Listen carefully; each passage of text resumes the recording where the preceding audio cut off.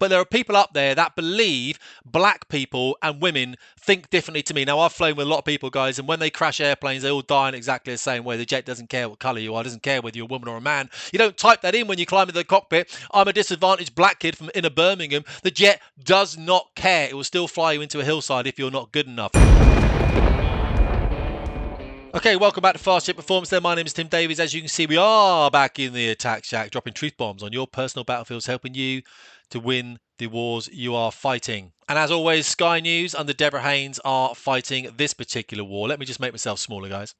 Documents show beyond doubt former head of RAF lied over recruitment scandal, MP claims. That MP is Alicia Kearns. She's a Conservative MP for the constituency of Rutland. And the woman in question, Group Captain Lizzy Nicholl, who was forced to step down from her career because she did not want to follow an illegal order by populating the recruitment boards and recruiting overwhelmingly BAME, as it was called back then, and women into the Royal Air Force over white men, is her constituent. So she's standing up for her. Let's have a look quickly at the video that I've got for you, and then we're just going to look at some characters. I'll show the story. I'll get you on your way. So as Alicia says here, then Lizzy Nicholl served our country and the RAF with distinction. Lizzy was the head of the recruitment in the Royal Air Force. She was forced to resign as that head of recruitment after being put under extreme pressure to implement illegal hiring practices. Despite being proven right, Lizzy is yet to receive compensation or justice. I look forward to taking up the Prime Minister's offer of a meeting between Lizzy and the MOD ministers to finally resolve this shameful episode. Let me give you 1 minute of this video. Group Captain Lizzy Nicholl had an exemplary career with the RAF until she was forced to resign for refusing to implement illegal recruitment orders. Despite inquiry after inquiry vindicating Lizzy, on every count the RAF and MOD have failed to offer her fair compensation and those responsible have walked away.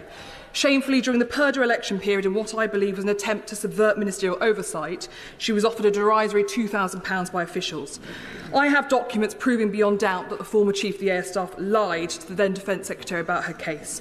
The Prime Minister says he believes in righting wrongs, so will he meet with Lizzy and help ensure that those responsible do not just walk away and that Lizzy gets the justice that she so very much deserves? Fair play to Keir Starmer. He says, yeah, actually, I will get her in touch with one of our ministers and we will get to the bottom of this. Now, I actually wrote down here, absolutely correct, and I've covered this in other videos. I've done many videos on this. I've been very much involved in this. It's been abhorrent. You know how I am with diversity, guys. I've got no time for that whatsoever. Forced diversity, that is, forcing diversity. Because I believe in a meritocratic, hierarchical organisation that is the Royal Air Force. Only the best should succeed when it comes to defence of the realm. This very odd person here says, didn't bother you when the Conservatives were in government. Why? And I wrote back saying she did. Basically, Alicia said exactly this at the time. And I do remember this, by the way, as she was one of the only few politicians to talk on it back then, and she didn't have to. And Alicia says, thank you, Tim. I did indeed. She's her constituent. Alicia was pushing out this content back at that time. It was just trodden on. I was like trying to kind of elevate it and say, look, there's someone trying to help here. But it was just suppressed, unfortunately. Let's look at the main characters. Mike Wigston was my boss on 12 Squadron. Loved the dude, actually. A really good guy, but his career sort of took him outside of the mainstream Air Force, kind of kept him clean, as it were. I think he was the boss of Cyprus and everything else, and he eventually came back in, I believe, after promising the Defence Secretary at the time, Gavin Williamson. He basically said, Mike said, look, if I do report into inappropriate behaviours in the military, bullying, can I be Chief of Defence Staff? And I think Gavin said, yes, you can. That's pretty much how it works. It's all smoke and mirrors. And the main thing down here, it says Wigston became Chief of the Air Staff in July 2019 and made promoting diversity a high priority. Also, levels of complaint by female and BAME military staff was a serious concern, so we did that report.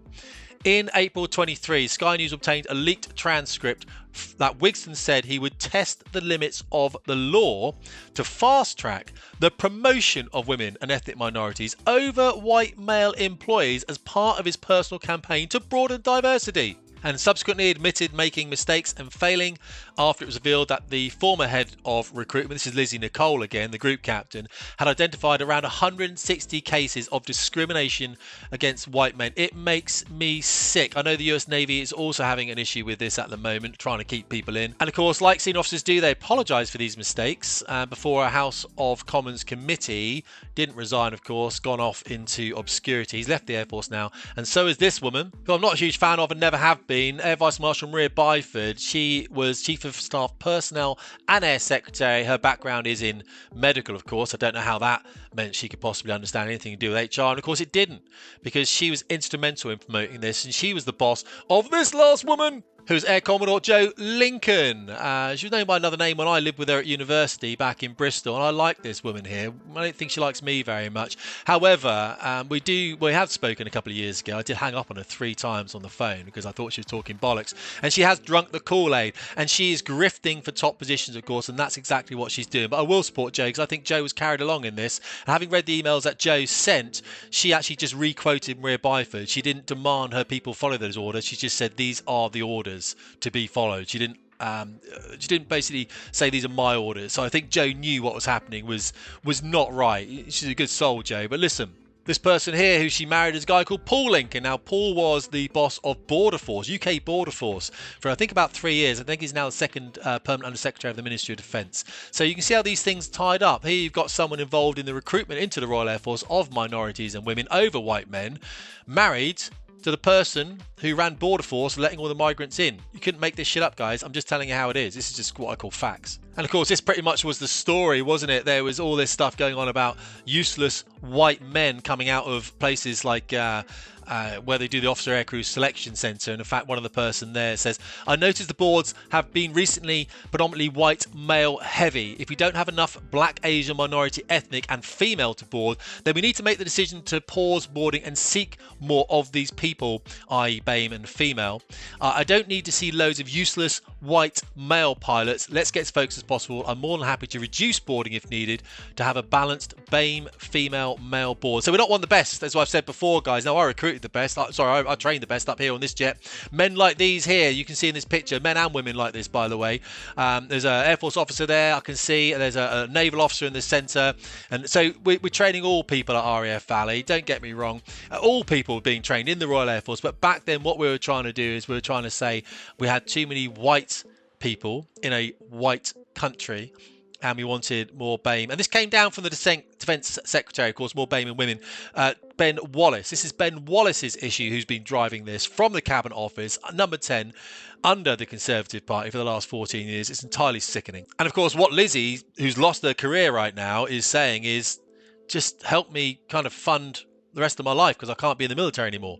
And that's the lady there, Group Captain Lizzy Nicholl, red blood in her veins, a true patriot, a true British woman, just trying to do the right thing. Look at that Kenny Everett-style medals. This woman has literally seen some exemplary service all over the world, no doubt. And yet for that person to be out of the Royal Air Force and us to have kept in people like Mike Wigston and Maria Byford is disgraceful for me. This woman was trying to do the job. She was trying to do things that were fair. Let's look at what Deborah says. Deborah Haynes then, documents show beyond doubt former head of RAF lied over recruitment scandal, MP's claim. And this basically says Alicia Kearns accusing the RAF Minister of Defence of failing to compensate Lizzy Nicholl, as we just seen there. Obviously, Sky News were the first people to break this news, as it says there.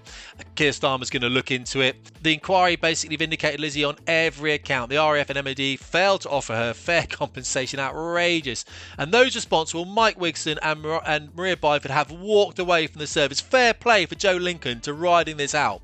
That's what I mean. Jo Lincoln's got a strong soul in her. I think she was carried along on this. But yeah, fair play. She's still in the service, you know what I mean? But I'm not too sure what she's doing now. But the documents that these MPs refer to understood to comprise the results of the initial review of RAF policy, recruitment policy and practice dated the 5th of September 2022, and the conclusion of an RAF board meeting 2 days later, attended by senior officials, Air Chief Marshal Mike Wigston, who's head of the RAF, and Ben Wallace, the Defence Secretary. Both these documents have been seen by Sky News. Summary of the inclusion of the initial report into RAF recruitment policy and practice stated the recruitment policies of the Royal Air Force over the past 2 years generate a very high risk of successful legal challenge. Guys, I called this out. I'm going to put a video up here. Hit the comments, guys, as well. I'm really interested in your views. I'll put a video up here in a minute, and it will just show you the background to all of this stuff. It's well worth a watch. The policies viewed individually and collectively, albeit framed with a laudable aim of increasing diversity, are highly likely to be regarded as going beyond lawful positive action and constituting unlawful positive discrimination. Good. Good. Drag these people back in front of the Defence Select Committee again. And this is how seniors sometimes wiggle out of this. They say, ask about the claims by Mrs. Kearns that Air Chief Marshal Wigston had lied about the case. An RAF source said, "I do not believe he would lie to a politician or to anyone. It was all based on the best available information, which changed." Now, I know from the videos I made at the time, the information was in the Royal Air Force, because I'd received emails from the Royal Navy over this, by the way, and I'm not going to elaborate any further on how I got those emails, but they were all part of the same recruitment process. And the Royal Navy was telling me that what the Royal Air Force was doing was illegal. It was against the Equality Act 2010. So I knew at the time that when Mike Wigston was talking to Tobias Ellwood in the Defence Select Committee, that what he was saying was not true. It was not true. And I was watching it, looking at it, going, and remember, Rich Knighton was sat next to him at the time. This is not true. This is not true. I could tell this is not true. And it says here, Air Vice Marshal Maria Byford was head of personnel, while Air Commodore Joe Lincoln was another senior personnel officer involved in this. And they, of course, they offered Lizzy £2,000, didn't they? Go away, Lizzy, £2,000. The whole thing is absolutely ridiculous. And I just want to tell you why I think the Royal Air Force have done this. I think there's a bunch of racists at the senior element of the Royal Air Force. I'll tell you why. And it's not racist in the traditional sense, but there are people up there that believe black people and women think differently to me. Now, I've flown with a lot of people, guys, and when they crash airplanes, they all die in exactly the same way. The jet doesn't care what colour you are, doesn't care whether you're a woman or a man. You don't type that in when you climb into the cockpit. I'm a disadvantaged black kid from inner Birmingham. The jet does not care. It will still fly you into a hillside if you're not good enough. Now, there was a woman here, and she was called Denise Young-Smith at Apple a long time ago, this now, going back to 2017. But she eventually stood down, didn't she? Stood down, i.e. she was sacked. Because what she said here, she said a group of 12 white men can be as diverse as a team with women and minorities. I've always said this. If you want cognitive diversity, then it doesn't matter who you bring in, right? Just have meritocracy, bring in whoever you want. But if you want black people and women, because you think black people and women think differently to white men, then yeah, you've got to bring in BAME and female. I personally don't think people have different thoughts because of their skin colour or because of their gender. Not when it comes to defence or anything else, you know what I mean? We all want to do the right thing. But people in senior positions do believe black, Asian, minority, ethnic and women think differently to the white man. Now you tell me who's racist, the person who doesn't think someone's skin colour matters, or people at the senior element of the Royal Air Force who do. That's the difference. I don't think if you're a girl or you're a black guy that you think differently to me when it comes to defence. Whereas Mike Wigston, Maria Byford and Joe Lincoln do. You tell me who the racists are. I'm going to leave it there, guys, all right? Drop it in the comments. I appreciate you subscribing, all that kind of stuff. It helps the statistics, doesn't it? You know what I mean? And hit a like on the video because I guess that kind of helps as well. I really appreciate it, guys. Tim Davies, Fast Jet Performance.